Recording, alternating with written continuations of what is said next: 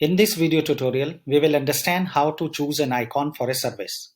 To access this screen, log into SuperAdmin, navigate to Master Services.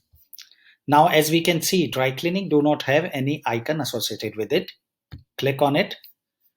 Now, we can choose an icon from existing library, or we can upload a new icon. Let me choose the dry cleaning. It's here. Click on Update. New icon is uploaded. This icon is used while creating orders for representing a service.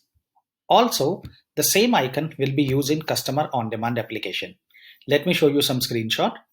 This is the home page of On-Demand application. The icon is displayed here for dry cleaning. This is the request pickup page, and icon is also displayed here. To know more about Customer On-Demand application, please visit On-Demand section in Support portal. Thank you.